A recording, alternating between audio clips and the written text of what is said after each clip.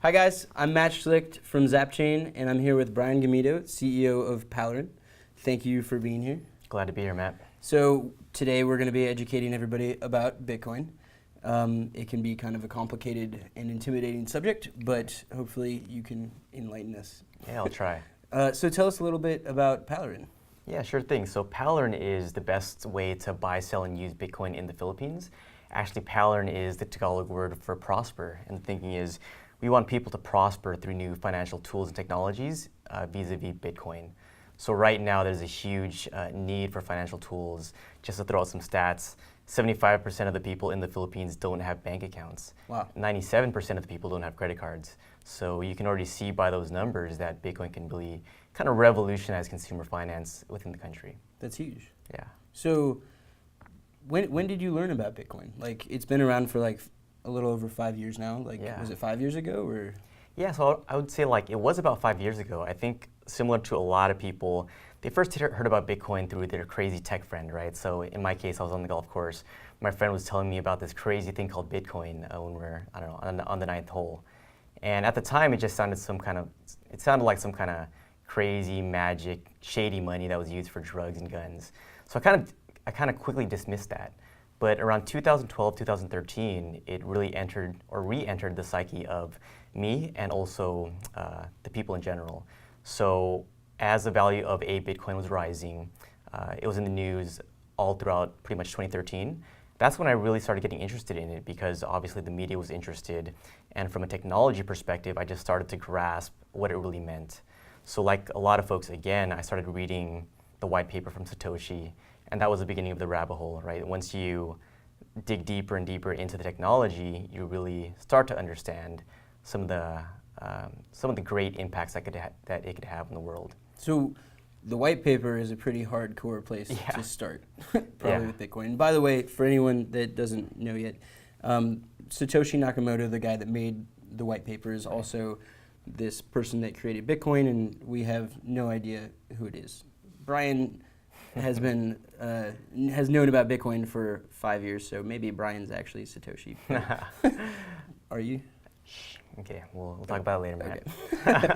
So did you find, like, you read the white paper, was it confusing? Like, was there something about Bitcoin that you didn't understand and kind of like got you angry enough to try to figure it out? Yeah, so I thought it was very confusing. I think the paper was written somewhat cryptically, I guess, but I think once I read more and more articles about it, once I really read about some of the people in the space that really boiled down what Bitcoin was, it really, I had that realization that it was really profound and it would have a lot of impacts on the world. Like, for instance, the idea of it being a decentralized digital currency, not really tied to any one financial institution or government.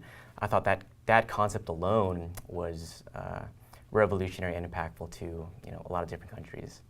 Also, the fact that it really solved one of the oldest cryptography problems known to man, like the double spend problem. I thought that was also very interesting and impactful. So for a lot of these people watching right now who are learning about Bitcoin, do you have any words of encouragement for them if they're like currently really frustrated? Yeah, it's definitely very frustrating to learn about in the onset, but I would say keep on reading a lot of the articles, a lot of the people eminent in the space. A lot of people have been pretty good about boiling down the concepts of Bitcoin, how it actually applies to people's everyday lives. And I think the more and more you read about it, the more you slowly get to understand not only the underlying technology, but a lot of the practical use cases. So, Forbes has written about it, Wall Street Journal has written about it. There's a lot of good content on Zapchain that people can read. CoinDesk, has a lot of good content, and the more and more you read about it, the more and more it becomes real. Right. That's what I would encourage folks to do. So, with a lot of people who've been working on Bitcoin companies for various amounts of time, right. Some people started 4 years ago, and then maybe some of those companies don't exist now. But out of the companies that exist today, which ones do you think are innovating the most? Like, which innovative Bitcoin companies are you most excited about right now? Yeah, so I would say in terms of innovation, well, I think the bread and butter Bitcoin company is Coinbase. So I think they are definitely established here in the US. And as I understand or really observe their strategy, it sounds like they are trying to be cutting edge and making sure that they apply a lot of the latest and greatest techniques and innovations of Bitcoin. So I would say that they are, in terms of innovation, I think they're got their head in the direction in the right place. I don't know about one particular company, but one thing that excites me in terms of innovation is the whole idea of Bitcoin 2.0, so the concept of smart contracts. And for those of you that aren't as familiar with smart contracts, it's essentially storing information in blockchain type technology so that you have an immutable source for previous transactions. And boiling that further, what that means is maybe one practical use case is the transfer of title. So when I buy a property, I have to go down to the city office, make sure that whoever I'm buying the house from actually owns the house, and go through the long, painstaking, and paper-intensive process of actually transferring ownership. If that transaction was applied to, or if blockchain technology was applied to that particular transaction using smart contracts, that is an innovation that I think will be very important for people in the future. Yeah, absolutely. So Ethereum, they aren't, I guess not really a company, but they have a technology, but the whole idea of Turing complete type of notions will apply to this space. I mean, it would be like the government, like at least the U.S. government and a lot of other governments work with paper. Right, exactly. Quite a bit, which is just not, doesn't make sense at all. Because yeah, it's really hard to track. So it would be awesome if in a couple of years they were actually built on top of blockchain. Yeah, exactly. We live in a digital age. Everything should be within a click away, stored in ones and zeros, and that includes a lot of these big purchase transactions. And I think that's where things are going. So what global applications do you think Bitcoin has? Yeah, so I think Bitcoin has the potential to really impact global finance. So back to Paladin, what we're trying to do is really solve consumer finance for the people of the Philippines. One big use case, just to give you a sense, is remittances. And just for some people that don't know, remittances are the act of transferring money or value from one place to the next. How that specifically applies to the Philippines is about $20 billion is sent to the Philippines every year. They have this concept in the Philippines of OFWs, and that means overseas Filipino workers. So in the Philippines, about a third of the population is underneath the poverty line. So that's a lot of folks.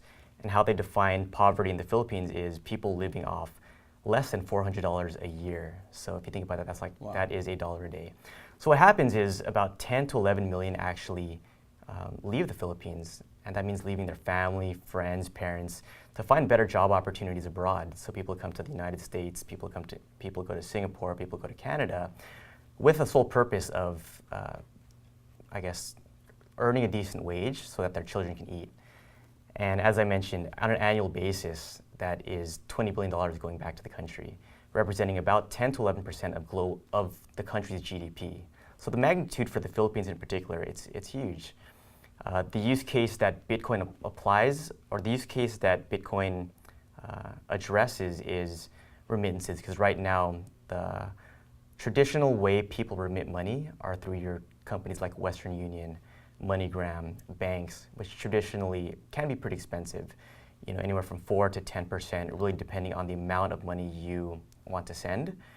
And when I observed that trend, I thought it was, very, very inefficient. Once you apply Bitcoin to that space, if it was a pure Bitcoin to Bitcoin transaction, you take those transaction costs down to close to zero.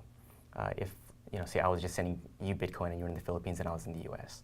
So I think that is one of the holy grail use cases of Bitcoin applied to international developing and emerging countries. Yeah, and I mean, it's super exciting that Bitcoin and technology could actually have an impact like that. And I think it's, maybe for a lot of people watching, they may have heard of Bitcoin and they think of it as, like you were saying on the golf course, it was Bitcoin's for guns, right. Bitcoin is for illegal drugs, right? It's magic internet money. Exactly. But what most people don't realize, but are maybe starting to, is that Bitcoin is actually this massive technology that can make people's lives better. Absolutely. And I just talked about the Philippine use case there, and again, the numbers are pretty staggering. It's about $20 billion. When you look at that use case, I guess globally, all the corridors together, the global remittance market is north of $500 billion. So when you think of Bitcoin being applied to that space in its entirety, there's just a huge potential for efficiencies, for people being able to transact in a better way. So what other impacts do you think Bitcoin can have in like emerging countries? Yeah, absolutely. So I think like another thing that maybe we take for granted here in the Western world is the ability to make payments. So in the States, the penetration rate for credit cards is very high. And then you compare that to the stat that I told you earlier in the conversation that 97% of people in the Philippines don't have credit cards. So what that means is people just aren't really able to pay non-cash transactions. So if they want to buy something, from the Philippine Groupon or buy something online through Amazon, there's not an efficient way to do so. But once people start adopting Bitcoin, they could use it as a pretty efficient payment mechanism to buy things online, send value, and then receive whatever goods or services that they wanted to receive. Do they have any way to do that right now? So right now, it's very manual. So what they do is, if I want to buy something online, you get a paper voucher, and then with that paper voucher, you have to walk to either the retail store or the bank to deposit money, which kind of defeats the purpose of an online transaction, right? Because you still have to walk outside your house, walk to the local store, and buy something. So there's workarounds around it. Obviously, there's got to be a better way. Palatine. Exactly. Palatine should enable people to do that. So that's kind of the goal. Wow, that's awesome. So, as if Bitcoin continues to grow, which it's growing really fast right now, right? What kind of impact do you think Bitcoin will have on the world in like 2 or 3 years, or maybe even like 10 years? Yeah, so I think like the long-term impacts will be enormous. Like I mentioned earlier, I really think it's a catalyst or an enabler to really transform consumer finance and even probably institutional finance. I don't know if it's going to completely replace conventional financial institutions. There is a place for banks. I think there is a place for fiat currency. But now when you add another technology-enabled mechanism, I think it's just going to be more ways to spend money, more ways to use money, more ways to transfer value. So right now, probably Bitcoin penetration it's growing, but it's still relatively low compared to wallets per capita, I guess, per country.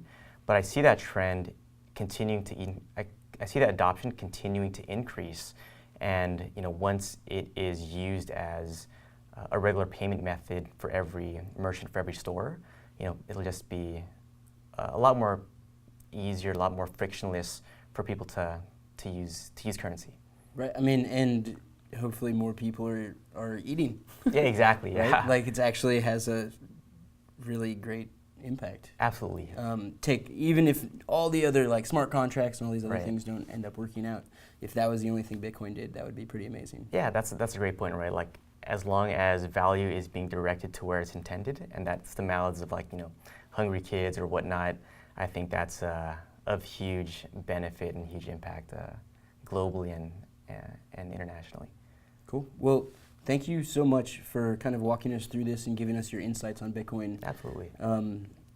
It's definitely a lot of really interesting things, and I think that everyone watching appreciates that Bitcoin is not just for drugs and guns. Right, exactly. It's for helping kids that aren't eating, at the very least. Exactly. Cool. That's a great point. All right. Bye, guys.